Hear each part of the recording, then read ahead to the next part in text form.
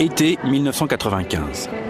Barcelone accueille en provenance du Sporting de Lisbonne celui qui est considéré comme l'un des plus grands espoirs du football mondial, Luís Figo. Le Portugais va très vite faire l'unanimité autour de lui. Entraîneurs, journalistes, partenaires, tous admirent le talent complet de ce footballeur d'exception et le public l'adore.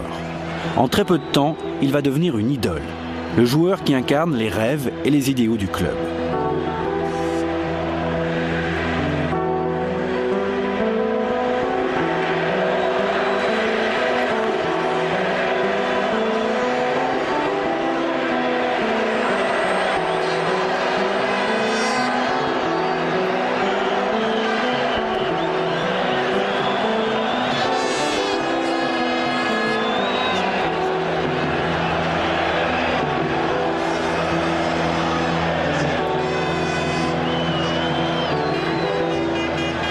À la fin de la saison 2000, Figo va commettre une faute impardonnable pour les Catalans.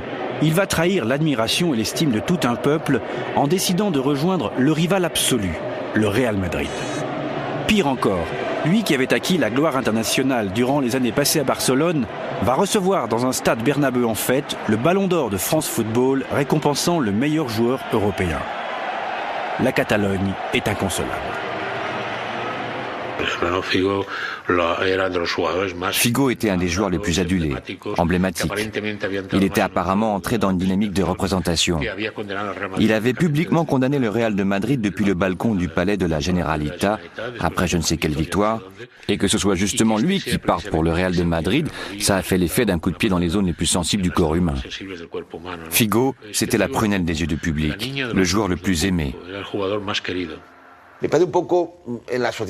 Dans la société dans laquelle nous vivons, considérer qu'une transaction commerciale pure et dure, normale, qu'on peut voir tous les jours dans toutes les facettes de cette société, la considérer comme une trahison, comme une insulte à tout un pays, ça me paraît quelque peu excessif.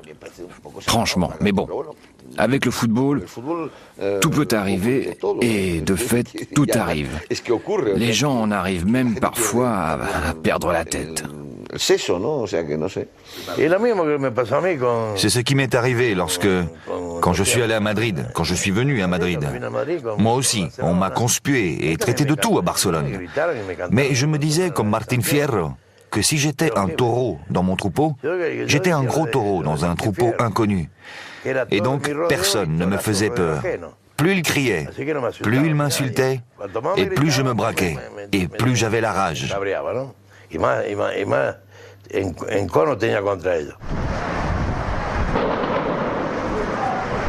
Ça sent l'orage à Madrid, mais ce n'est pas surprenant.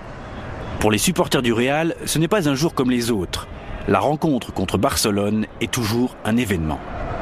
Le premier affrontement du troisième millénaire, déjà marqué par l'affaire Figo, revêt une importance encore plus considérable que d'habitude. Le Real a l'opportunité d'écarter définitivement son grand rival dans la course au titre de champion d'Espagne, la Liga, titre dont il est écarté depuis 3 ans.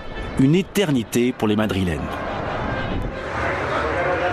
Son las 3 en punto, quedan 6 horas para que comience el gran partido, el partido número 100. Antes yo que prepararos un César, un rótulo pero de localización, no un faldón, ¿vale? Este partido lo vamos a ganar. En el corazón de la capital de España, pero hay miles ya de aficionados alrededor del estadio, esperando con sus banderas, con sus bufandas, han llegado de toda España. 5-0 para el Real Madrid, 5-0. 9 de la noche, el momento... Barcelona, rellenada Valle de Barcelona, porque somos merengue, desde que hemos nacido hasta que moramos. Madrid, Madrid, chulería, Barça, las precisas, para que lo sepas. Buena manita.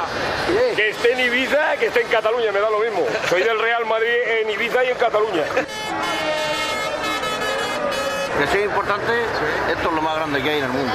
Esto es lo más grande, este partido. Porque lleva a España por el mundo entero. Llévalo hasta el Japón y hasta la Luna la lleva el Real Madrid.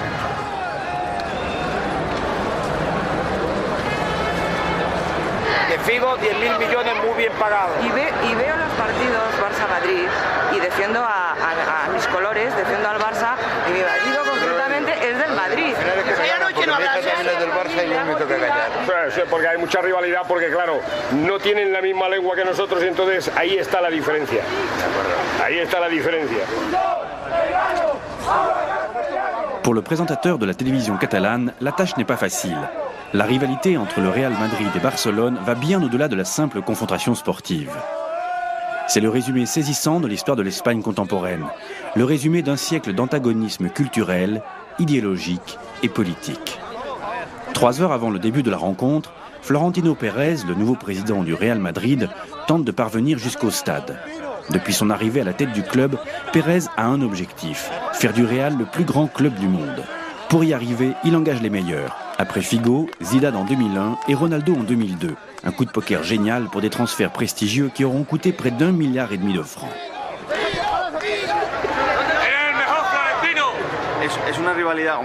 C'est une grande rivalité. Le premier Barça-Madrid a eu lieu en 1902. Ça va bientôt faire 100 ans. C'est une vieille bagarre qui vient de loin, ça n'a rien de nouveau. Ça a toujours été une rivalité entre deux grandes villes, pour la suprématie. Pour savoir quelle est la ville la plus importante d'Espagne, la plus moderne, celle qui a la meilleure équipe de foot. Peut-être bien que les matchs ont été l'excuse qui a permis de se battre pour être la meilleure. Pas la seule, mais la meilleure des deux. Et c'est bien pourquoi il y a eu historiquement des affrontements très durs, rarement violents. Et je crois que c'est important, rarement violent.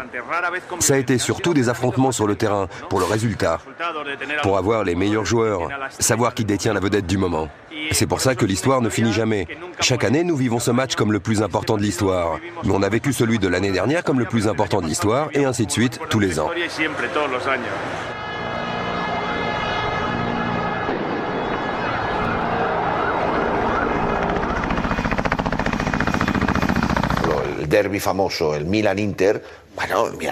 Le fameux derby Milan-Inter. Bon, tu vois, c'est énorme. Bien plus encore que Rome-Milan. Ici, la rivalité Atlético-Real est moins forte que la rivalité Barcelone-Real. Mais je crois que, et c'est logique, je pense qu'il y a des rivalités absolument exacerbées. Mais elles font aussi partie du spectacle et je crois qu'il ne faut pas les nier.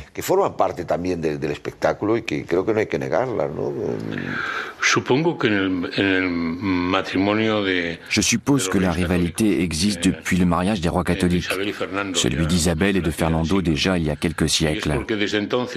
C'est depuis lors qu'il y a eu un conflit de souveraineté entre Madrid en tant que capitale de l'État espagnol et Barcelone en tant que capitale d'un pays qui avait été indépendant, qui avait même possédé un empire méditerranéen.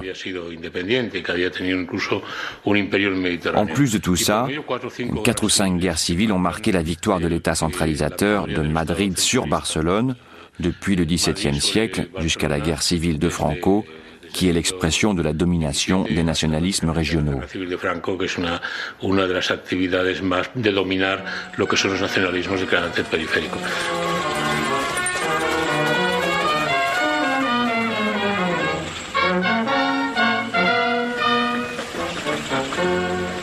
Au début du siècle dernier, Barcelone est une ville ouverte, entreprenante et en plein essor industriel.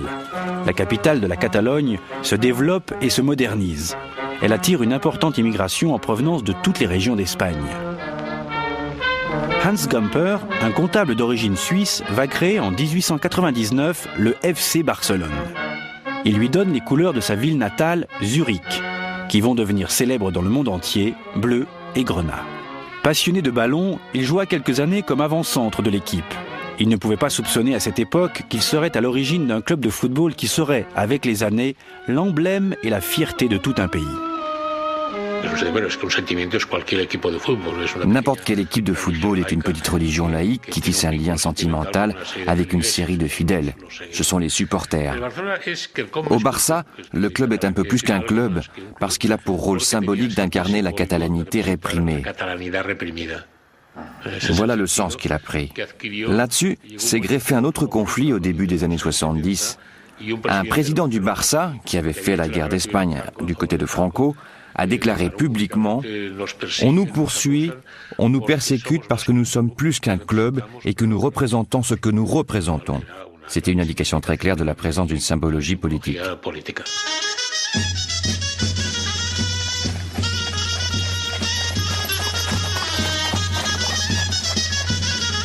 Madrid, au début du siècle, est une ville plus provinciale, plus fermée sur elle-même, mais dont le pouvoir centralisateur est immense. Depuis la fin du XIXe siècle, Alphonse XIII, arrivé sur le trône alors qu'il était encore enfant, règne sur l'Espagne.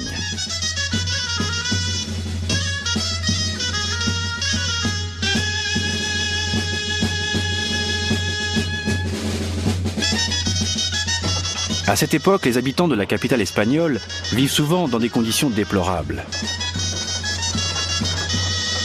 C'est en 1902 que les frères Padros, deux commerçants catalans, vont créer le FC Madrid. 20 ans plus tard, le roi Alphonse XIII donnera au club le droit de représenter la royauté, en portant le nom qui est encore le sien aujourd'hui, Real, dont les joueurs sont tous de blanc vêtus. À cette époque, le football se résume en quelques rencontres disputées épisodiquement, mais déjà une solide rivalité commence à se dessiner entre le club de la capitale et ceux de la province. Le véritable antagonisme entre le Real Madrid et Barcelone va naître avec l'avènement de la République et surtout après la guerre civile. Pâté Journal vous a fait ici même la semaine dernière une relation des événements qui se sont déroulés à Madrid et qui ont amené le renversement du pouvoir monarchique. Si la capitale des Castilles a éprouvé une certaine surprise devant l'ampleur du succès des Républicains, ici, à Barcelone, le peuple n'a pas douté un seul instant de l'issue de la bataille suprême qu'il livrait au roi. Mais bien qu'attendue, la victoire du catalanisme est fêtée avec un enthousiasme inégalé partout ailleurs. C'est que Barcelone ne célèbre pas seulement aujourd'hui la fin d'un régime dont elle a eu à souffrir plus que toute autre des provinces ibériques, mais encore son autonomie politique, la liberté de parler sa langue propre, de développer sa culture propre, de poursuivre la réalisation de l'idéal auquel elle n'a jamais renoncé, malgré l'oppression dont elle a souffert jusqu'ici.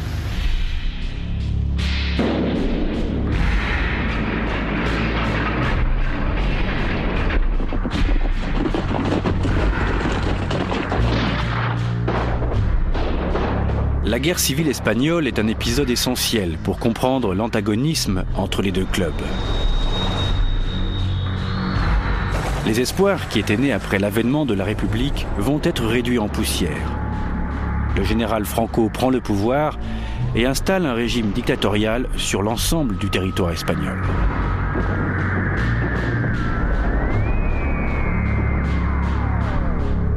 Les Catalans, qui pensaient avoir pris leur revanche sur l'histoire et qui rêvaient à l'épanouissement de leur culture et de leur langue, vont être réduits au silence. Les troupes de Franco, entrant victorieuses dans une Barcelone vaincue, viennent sceller symboliquement la domination du pouvoir de Madrid et de la Castille sur le reste de l'Espagne.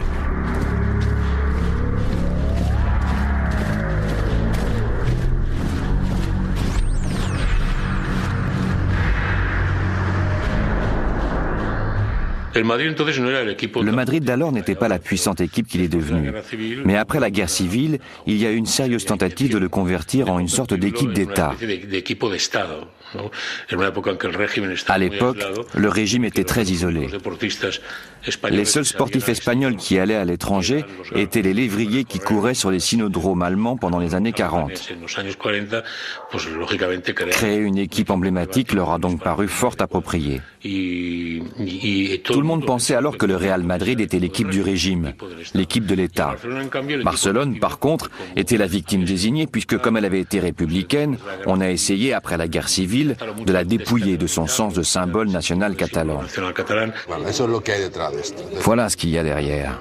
Un conflit sociologique entre le centralisme et le nationalisme catalan qui va grandissant. Il y a une composante sociopolitique derrière tout cela qui trouve son reflet dans l'affrontement sportif. Il y a d'autres enjeux derrière cela. Quelque chose de plus. Mais bon, c'est une réalité de l'Espagne et le sport incarne cette réalité.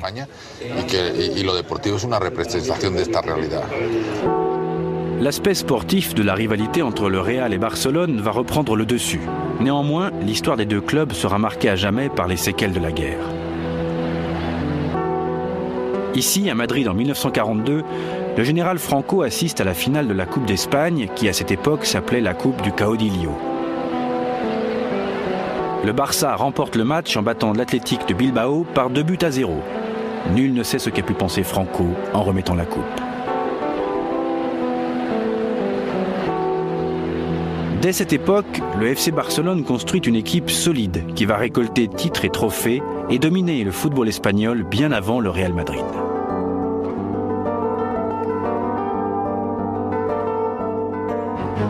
À Madrid, on a décidé patiemment de préparer l'avenir. À partir de 1944, commence la construction du stade Chamartín. Depuis 1943, le Real Madrid s'était choisi un nouveau président, un ancien joueur du club à la forte personnalité et aux solides amitiés politiques, Santiago Bernabéu.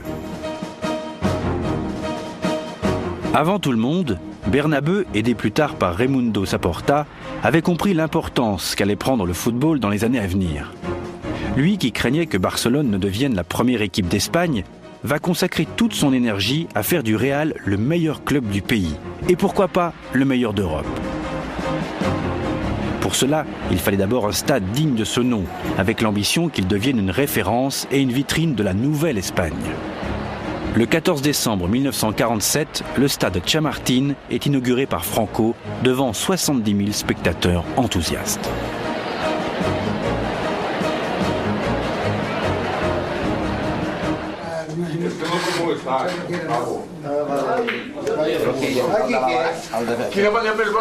Dans la salle réservée aux vétérans du FC Barcelone, Joseph Vallès, ancien ailier gauche du Barça, évoque ce qui est considéré par les Catalans comme l'un des épisodes les plus humiliants dans l'histoire de leur rivalité avec Madrid.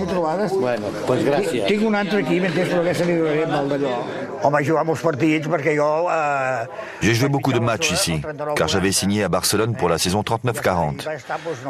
Et j'y suis resté 9 ans. Ensuite, j'ai joué beaucoup de matchs contre Madrid chez nous et aussi à Chamartín. Je me souviens d'un match extraordinaire qui s'est terminé par un match nul 5-5. Mais je me souviens aussi vers 42-43 d'un match de coupe. Nous avons perdu 11-1. De cette équipe qui a joué contre le Madrid, il ne reste plus que 2 personnes, Calvet et moi. Nous sommes arrivés au stade et nous sommes allés sur le terrain pour voir l'état de la pelouse. Et les gens qui s'occupaient de l'entretien du stade nous ont dit « Vous ne gagnerez pas ici aujourd'hui. On va vous éliminer. Et par un gros score. » Sans blague. Sans blague, on s'est dit. Alors nous descendons dans les vestiaires et nous commençons à nous habiller, préparer nos crampons, etc. Soudain, Ray, notre capitaine, a été convoqué par l'arbitre du match, un certain Celestino Rodriguez, dont personne n'avait jamais entendu parler. Inconnu. Il s'est adressé à lui pour lui proférer des menaces. Vous n'avez qu'à bien vous tenir, autrement vous allez voir ce que vous allez voir. Bref, le match commence et nous n'arrivions pas à dépasser le centre du terrain, car aussitôt le petit drapeau se levait. À ce moment-là, Sospiedra marque un but pour nous. Un bon. Et il est annulé. Balcourta est blessé et Benito est expulsé. Ils jouaient tous les deux en défense. Nous sommes rentrés au vestiaire à la mi-temps et nous avons décidé de ne pas sortir. Nous sommes restés là avec notre entraîneur et nous ne voulions pas sortir. Nous lui avons dit « Ça ne va pas, on ne veut plus jouer car ce mec est un voleur. »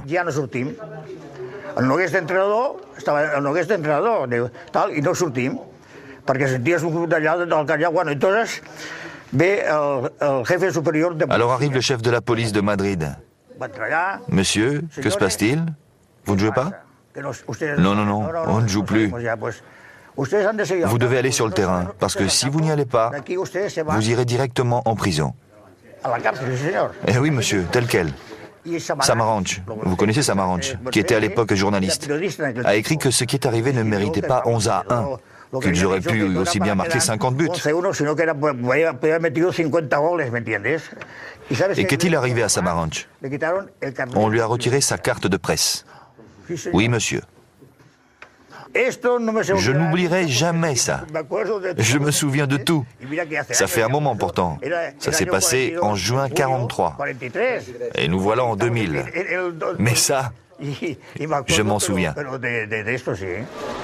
Au début des années 50, Barcelone domine le football espagnol. Entre 1933 et 1953, le Real n'a pas gagné une seule fois la Liga, le championnat d'Espagne. Pendant ce temps, les joueurs du Barça auront soulevé le trophée à 5 reprises. C'est à ce moment qu'intervient, bien avant l'affaire Figo, ce qui est pour les Catalans encore aujourd'hui la trahison suprême. L'événement qui va changer l'histoire de la rivalité sportive entre les deux clubs, l'affaire Di Stefano. Le Barça est l'armée symbolique de la Catalogne sans armes. Au début des années 50, le Barça dominait sans partage grâce à Kubala. Il avait une équipe magnifique. Il gagnait tout. La Coupe latine, qui était l'équivalent de la Coupe d'Europe, le championnat, tout. Et tout à coup, il a engagé Di Stefano. Et il y a eu une telle levée de bouclier face à la perspective que l'association de Stefano et Kubala permette la constitution d'une équipe invincible qu'on a conspiré pour empêcher cela. Madrid a exhibé un document prouvant qu'il avait déjà engagé Di Stefano. La fédération espagnole, qui était alors présidée par un neveu de José Antonio Primo de Rivera, qui avait été le fondateur de la Phalange, le parti fasciste espagnol, s'est entremise et on a décrété arbitrairement que Di Stefano jouerait alternativement au Barça et au Real. En fin de compte, le Barça a rejeté cette solution, préférant vivre dans la rage d'avoir été spolié et escroqué, dans la croyance très répandue à Barcelone d'une conspiration ourdie par l'État franquiste pour que le Real soit l'équipe dominante et Barcelone l'éternel second frustré.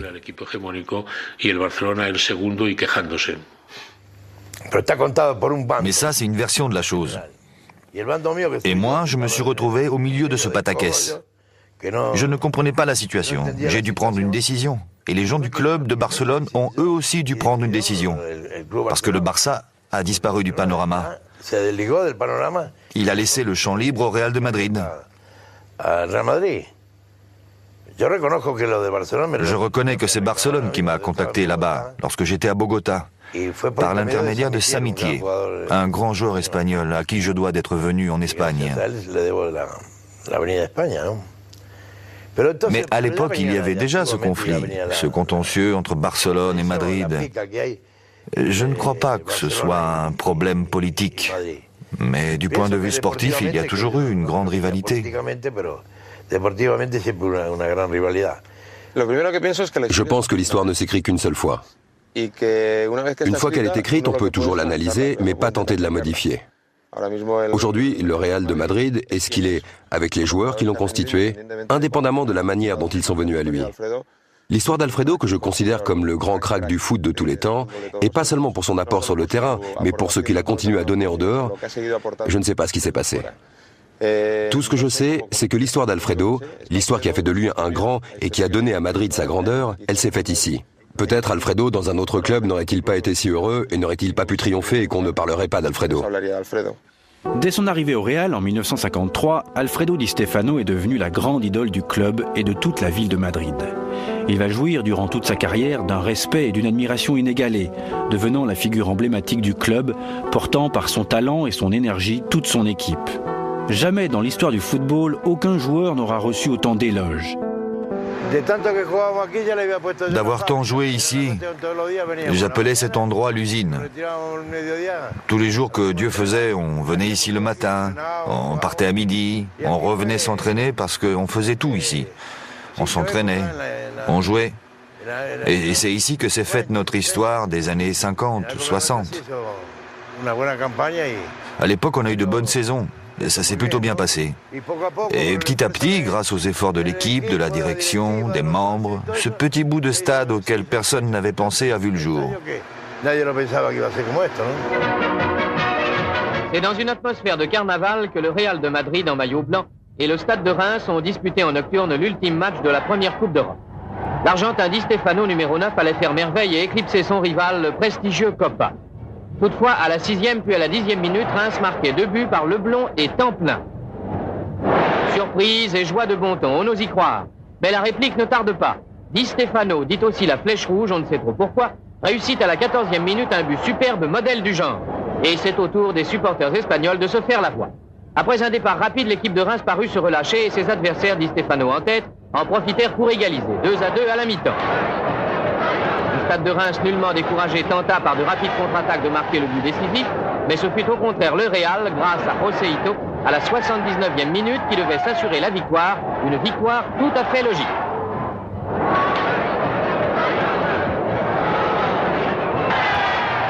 En 1956, Miguel Muñoz, le capitaine du Real, soulève la première Coupe d'Europe des clubs champions. C'est le premier grand triomphe de l'équipe meringue dans une compétition qu'elle marquera à jamais de son empreinte. Avec Di Stefano bien sûr, mais aussi Gento, Del Sol, Puskás, Rial, Copa et tant d'autres grands joueurs, le Real Madrid va enfin l'avoir, son équipe de rêve. En 10 ans, entre 1956 et 1966, cette équipe va tout gagner.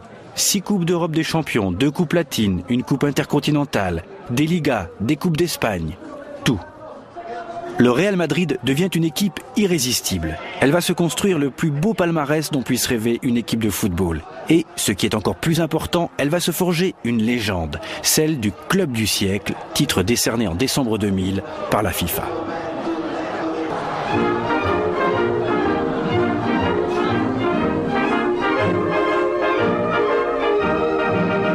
De las glorias deportivas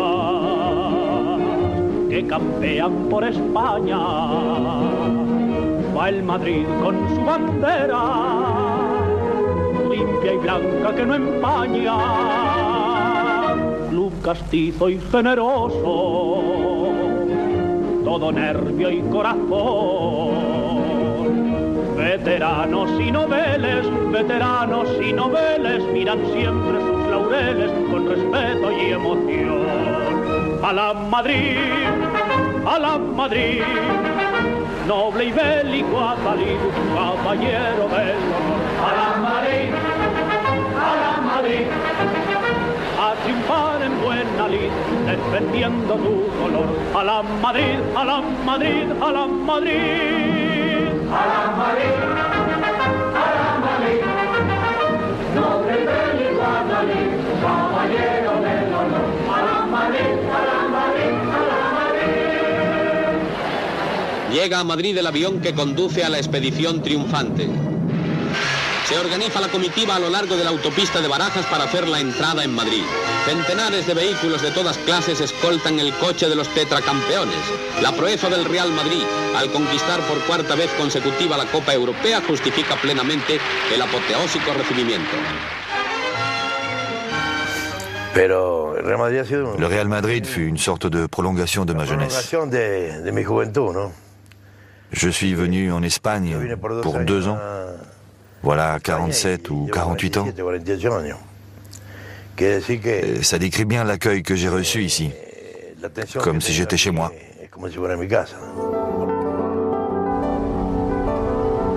Pendant que le Real s'affirme comme le plus grand club d'Europe, à Barcelone, la vie continue, même si l'on regarde vers Madrid avec un sentiment mêlé d'envie et de rancœur. Miro Sanz, le président franquiste du FC Barcelone, avait compris que si Madrid avait un grand stade, le Barça ne pouvait rester à la traîne. En 1954, il pose la première pierre d'un stade encore plus grand, encore plus beau que Chamartín, un stade conçu à l'origine pour accueillir 150 000 spectateurs. Un rêve de béton et d'acier, le Camp Nou. L'inauguration en 1957 sera fabuleuse. Tous les rêves de grandeur sont permis. Ils seront vite déçus. Entre 1960, où emmené par un immense joueur, Kubala, il gagne pour la dernière fois la Liga, et 1974, le Barça passera par la période la plus noire de son histoire. La Catalogne devra souffrir et attendre. Celui qui va sortir le Barça du trou et lui donner une nouvelle vie est un Hollandais, un très grand joueur de football, Johan Cruyff. En el Estadio Santiago Bernabéu, el Barcelona y el Madrid disputaron un partido de Liga cuyo resultado supuso un amargo desconsuelo para los seguidores del club blanco. Le 17 février 1974, la résurrection va commencer. Le Barça va laver une partie des affronts dont il s'estime avoir été victime depuis la fin de la guerre. C'est un match énorme, joué à Madrid dans un stade Chamartín rebaptisé Santiago Bernabéu. Barcelone, emmené par Maître Cruyff, va balayer le Real par 5-0. Ce match devient une référence pour le club. À partir de cette date, le Barça va entrer dans la modernité et connaître une nouvelle période de gloire.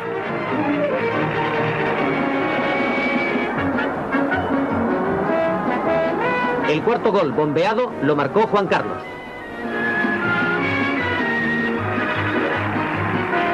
Luego hubo una falta que ahora verán. Cruyff sacó el castigo y Sotil hábilmente remató. 5-0 a favor del Barcelona y una severa derrota para el Madrid.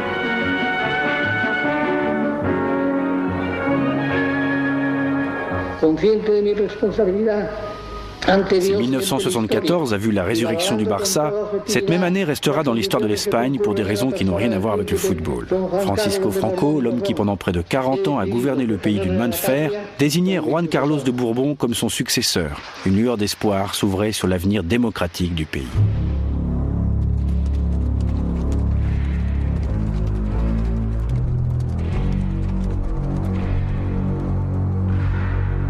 Un an plus tard, celui qui s'était engagé à servir sa patrie tant que Dieu lui en donnerait la force, décédait à Madrid le 20 novembre 1975. Juro por Dios y sobre los santos evangelios cumplir y hacer cumplir las leyes fundamentales del reino y guardar lealtad a los principios que informan el movimiento nacional. L'arrivée de Juan Carlos et avec lui de la démocratie va permettre à la Catalogne d'obtenir enfin l'autonomie culturelle, politique et économique dont elle rêvait. Une nouvelle ère s'ouvrait devant elle, symbolisée en 1992 par l'organisation des Jeux Olympiques. Si le Real, emmené par Emilio Butragueño, a marqué de son empreinte les années 80, en gagnant entre 1986 et 1990 5 fois de suite le championnat, la décennie suivante verra la domination du Barça. En 1992, le club, entraîné par Johan Cruyff, inflige au Real un nouveau 5-0 devant 120 000 spectateurs enthousiastes.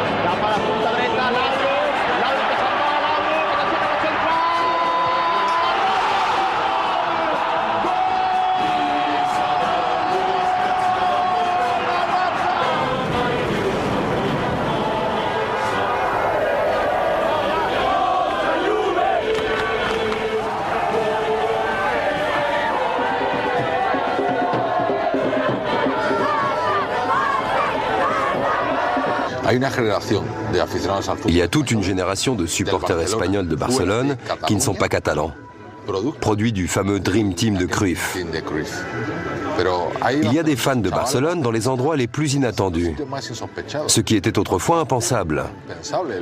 L'équipe de toute l'Espagne, c'était le Real de Madrid. Mais cette génération de mômes qui devaient avoir 7 ou 8 ans à l'époque, qui regardaient le foot, qui aimaient le foot, ce sont à présent des barcelonistes. Je ne sais pas combien de temps ça fait. Ils ont 20 ans et ils sont fans du Barça. Inexplicablement, dans des coins perdus de l'Espagne, ça a tout changé. Cruyff a marqué toute une génération de supporters du foot espagnol.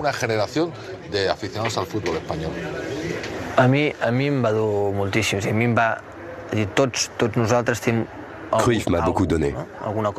Et aux autres joueurs aussi. Quand il est arrivé au club, il m'a dit « Montre-moi de quoi tu es capable ». Il m'a donné ça. Si au bout de 3 mois je n'avais pas pu répondre à sa demande, ça aurait été fini pour moi. J'ai appris énormément de lui. J'ai surtout eu la chance de le rencontrer étant très jeune.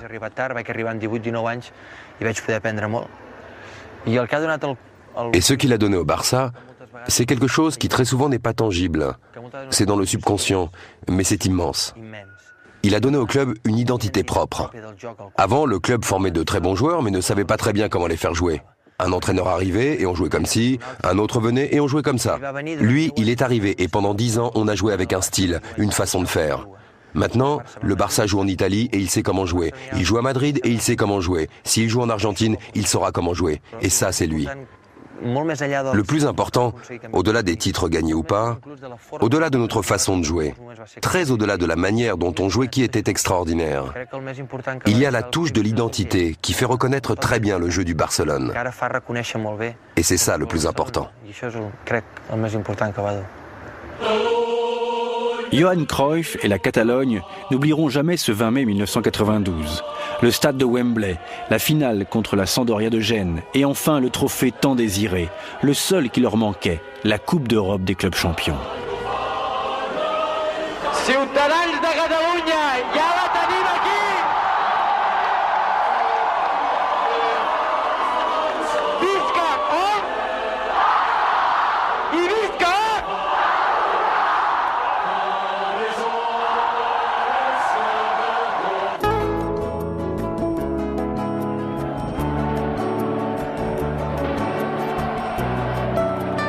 Mais tandis que le Barça gagnait sa première et unique Coupe d'Europe au printemps 2002, Fernando Hierro, le capitaine emblématique du Real, ramenait à Madrid pour la 9e fois la Coupe d'Europe des clubs champions.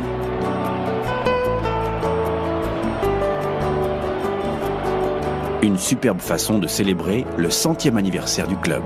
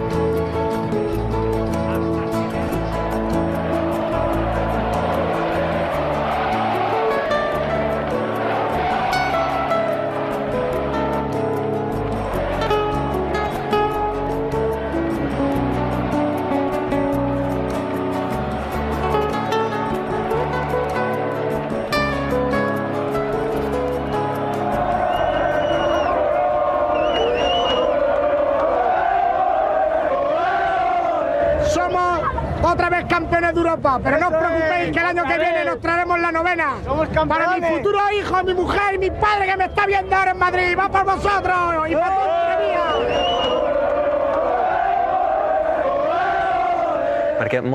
On nous demande souvent pourquoi l'équipe d'Espagne n'a jamais rien fait, absolument rien sur le plan mondial. J'ai l'impression que c'est parce que les gens ne s'identifient pas à elle. Je m'explique. En Catalogne, le Barça est notre équipe. Au Pays Basque, c'est l'Atlético de Bilbao et le Real Sociedad. Et même pour l'Espagne, le Madrid est le symbole des gens qui habitent le centre de l'Espagne.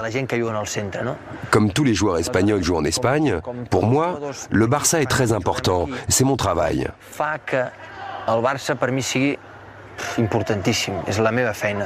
La sélection, pour moi, c'est une grande satisfaction parce qu'on joue au plus haut niveau et que notre travail est reconnu au niveau international. Mais cette satisfaction, non seulement pour moi, mais pour toute l'Espagne, n'arrive pas à prendre. Ce n'est pas comme en France où la plupart des joueurs partent à l'étranger et ensuite ils reviennent chez eux et jouent pour leur pays. Chez nous, le nationalisme est très important.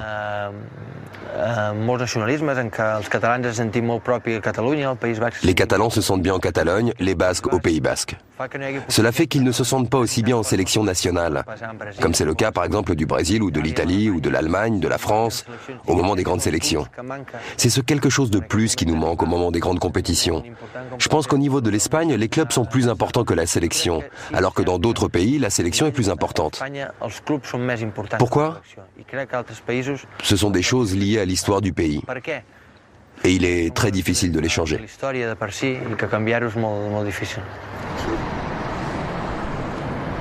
Revenons à Madrid. Il est presque 20h30. Dans quelques minutes va commencer la rencontre attendue par toute l'Espagne, le derby Real Madrid-Barcelone.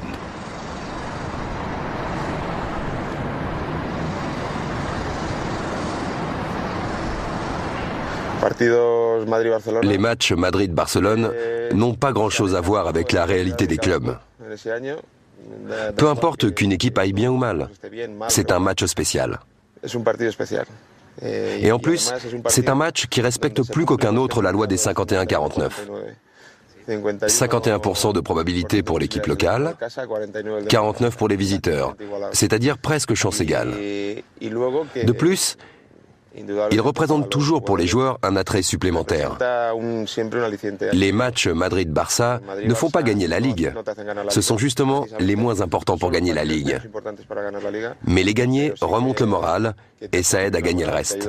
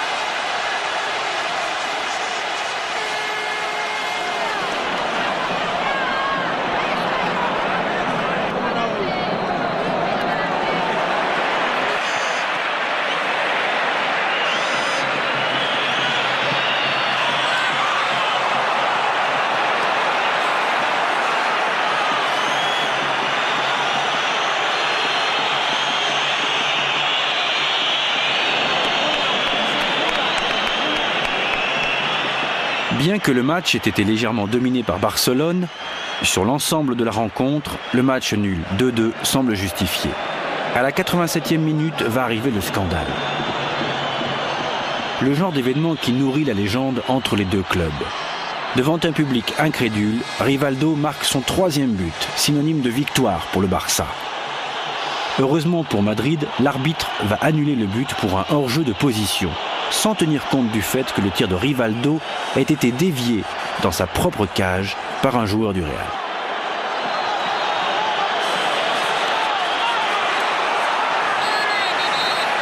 Dès la fin de la rencontre, Guardiola, le capitaine du Barça, va littéralement se jeter sur l'arbitre. Il a marqué contre son camp, mais il y avait hors-jeu, a répondu l'arbitre. Mais le tir sortait. Il le détourne et il rentre. Donc, il y a but. J'étais furieux. Le commentaire que je lui fais alors, c'est qu'il a joué avec les sentiments de milliers de personnes, et c'est vrai. Et je suis convaincu. Je pense que le public de Madrid nous a jugés à notre attitude sur le terrain, car nous sommes allés nous plaindre à l'arbitre. Les commentateurs de la presse nous ont jugés sur un mauvais coup.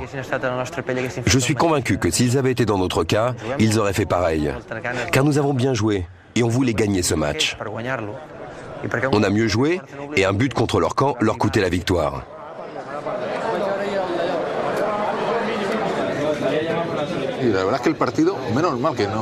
En vérité, heureusement que le match ne s'est pas fini 2-2 et qu'il y a eu cette phase de jeu polémique.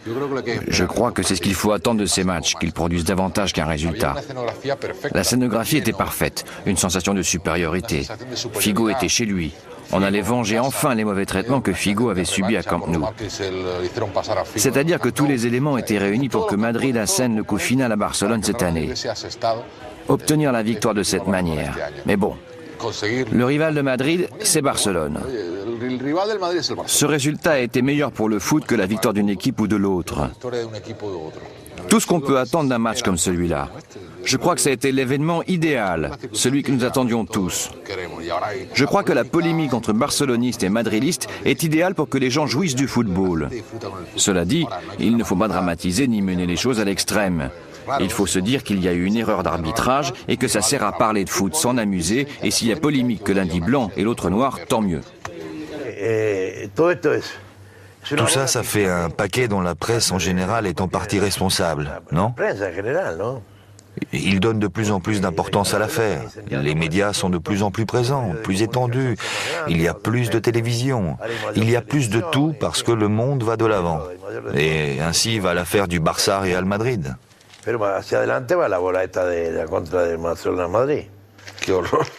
Quelle horreur. Quelle honte. C'est pire que la presse à scandale. C'est vraiment de la folie. C'est devenu une histoire de fou. D'accord, c'est du commerce. Un commerce juteux. Il faut bien vendre. Mais le vol du siècle, l'équipe du gouvernement, on n'oublie pas, c'est vraiment complètement absurde. Infantile. Totalement infantile. Je ne crois pas que nous autres médias fassions toujours bien les choses lorsque nous ouvrons la boîte à souvenirs des allusions au passé. Je crois que dans les gradins, il y a aussi des gens jeunes, disposés à s'amuser, à polémiquer sur des actions telles que ce but annulé. C'est permis de polémiquer. C'est permis pour un fan de Madrid de parler avec un supporter du Barça, que l'on se fasse des reproches mutuels. Je crois que c'est bien, c'est le jus du foot. Sans cela, le foot mourrait.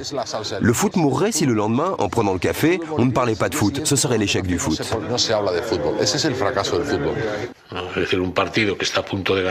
Un match qu'on est sur le point de gagner, qu'on gagne, et voilà que l'arbitre vole le but. En plus, un spectateur veut frapper le gardien quand il s'approche du corner. Voilà de quoi alimenter une certaine mythologie.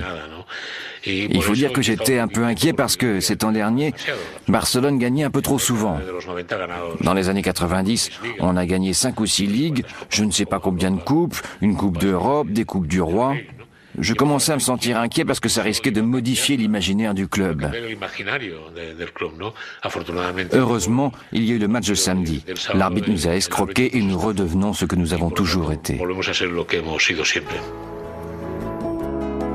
À l'issue de la saison 2000-2001, et pour la première fois depuis 4 ans, le Real Madrid est champion d'Espagne. Le Football Club de Barcelone termine 4e à 17 points.